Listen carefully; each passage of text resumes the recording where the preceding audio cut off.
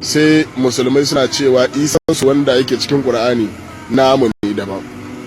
To mu namu gaskiyar magana ba ranar da aka yi cikin sa ba ranar aka haife shi, ba kuma ranar yayi magana ba kuma ranar yayi al'ajabi ba, shine gaskiyar magana. Mu namu sai da ya zama ciki wata 9 yadda kowane mutum yake zama. To kaga wannan shine babban matsalar da yake tsakaninmu da musulmai. Sai musulmai na ganin kamar Isan sunnan iri ɗaya ne da namu, ba iri ɗaya bane. Isan ku naku Isa ya tsaya na mu kuma namu Yeshuwa ya tsaya, Yesu ko Yeshuwa haka ne shine sunansa. So saboda haka ku yi hakuri, ku daina rikito mana abin da ba namu ba kuna kama na cikin namu. Ku riƙe naku, mu ma mu riƙe namu. Amma in ka ce lalle ilalla naka din shine namu, to kaga an samu matsala. Ba iri ɗaya bane, ba sam ba iri ɗaya bane, gaskiyar magana. Amma lokaci yayi da gaskiya ta fara bayyana, tunda har malaman ku sun fara fitowa suna bambance irin waɗannan matsaloli. Domin ya ka bayani shi a nashi tunani yana nuni da cewa kamar daraja ce ba shi wannan Isan, kuma da nufin cewa yana magana akan Yesu, bayan ba daraja ba ce ya basa, kuma ba namu ɗin ba ne yake magana, a'a nasu ne yake magana akai. Su nasu ma in suka ce a'a ba a yi cikinsa ba ganinsa ma akai kawai.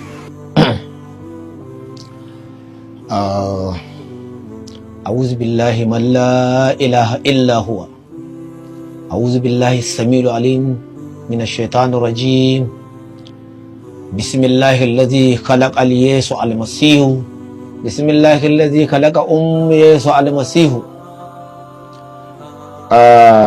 na farawa da sunan Ubangijin Yesu, Ubangijin Musa, Ubangijin Isa, Ubangijin Haruna, Ubangijin annabin ƙarshe, annabin Muhammad sallallahu alaihi wasallam. Wasu za su yi mamakin abin da ya kawo ni fage irin wannan. To ba zan ɗauki labari dogo a kai ba. Na daɗe ina kallo yadda wasu ƙazame, wasu sakarkari suke yin ɗauko shirmansu da jahilcinsu suna kangawa addinin musulunci. Misali ba wai abin tsoro ba, irin wannan sakaran fasto mamman da suke ce fasto mamman, irin ce mai fasto mamman, irin shi fasto zaman irin su Yusuf wanda ya musulunta ya kafirta sau 6 yayi nan bai ma sai inda zai yi ba.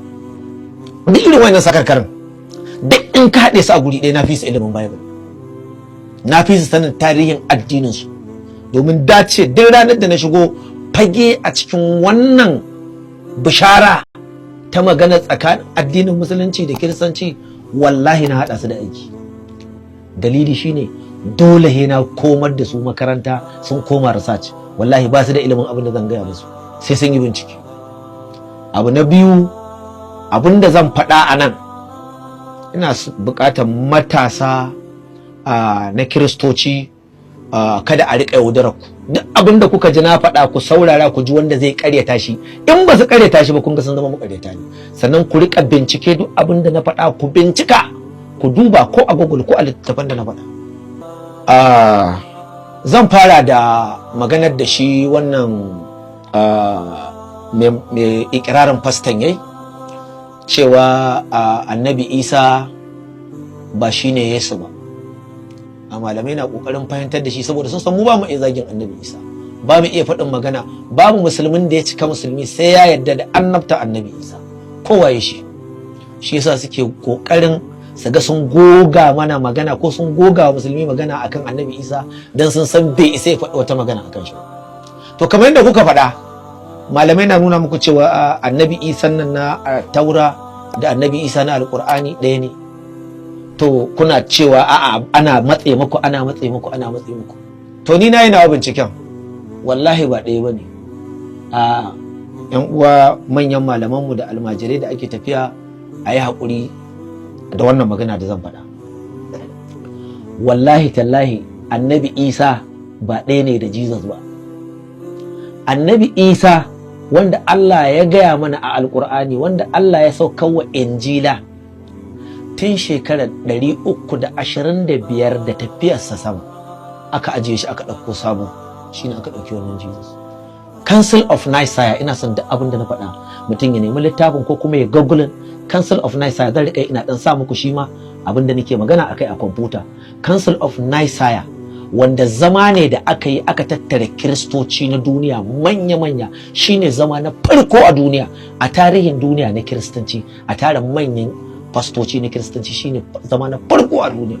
Sarakuna ne na Rome, sarki Constantine emperor ne. Constantine shine yake kokarin yanda za su shigar da addinin su na Roman a cikin addinin kiristanci. Ina so da abin da na faɗa ku bi tarihin, ku googling Council of Nicaea, sannan ku nemi ku bi tarihin ku ji abin da nake faɗa. Ƙarya nake faɗa ko gaskiya ne? Ni fa wannan karantawa ne, ba wai labari here I say bane. I read comparative religion, karanta shi ne. Duk wani addini da ka sani a duniya kaf, in dai fitaccen addini ne, babu wanda ban karanta shi ba. Kaka gani haka, babu wanda kuma ban san shi ba, babu wanda ban san asalin shi ba. Kai kila kawai Bible din kake karanta baka san tarihin addinin ka. Dan haka a Council of Nicaea, a wannan zama na Council of Nicaea, a shine aka kirkiri divinity na Jesus, wato a mayar da shi Allah. Kafin shekara 325 babu wani malamin kiristanci wanda ya taba cewa annabi Isa Allah ne, banda mutum ɗaya. Shi ma ba cewa Allah ne ba, saboda yana dan kare-karen shi ne, ya sauka akan shoulder ne, ana ce mai Tertullian. in kai google sunan shi za gani.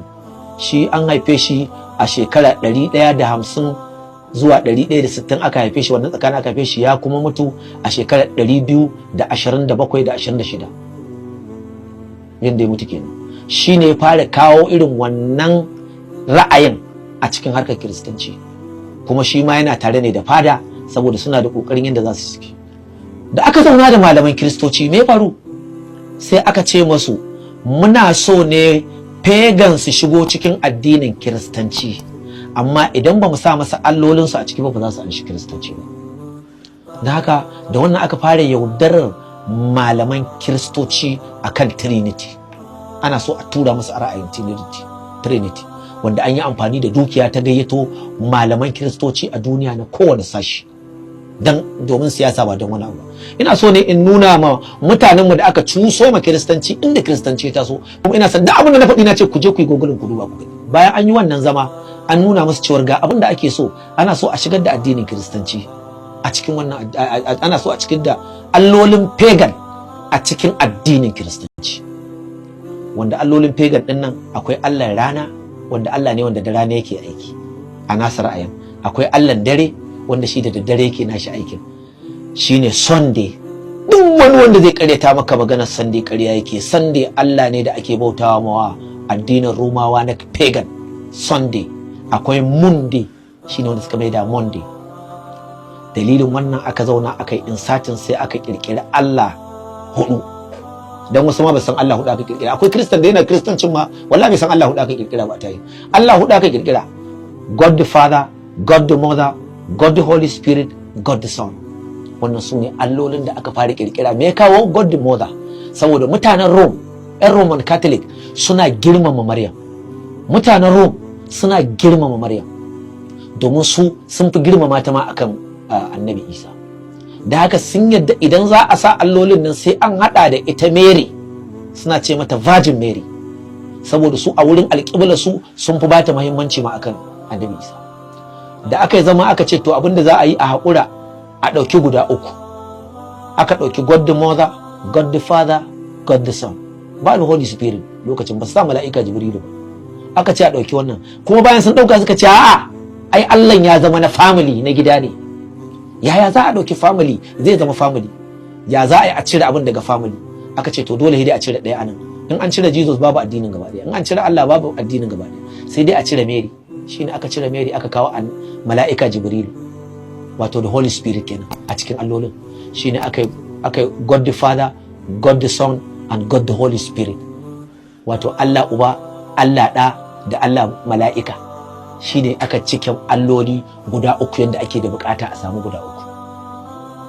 Bayan an fidda wannan allolin, da aka tafi, bayan aka yi announcing din wannan aqida, ranar da aka yi announcing July 26 ga watan July na shekara 325 wannan ranar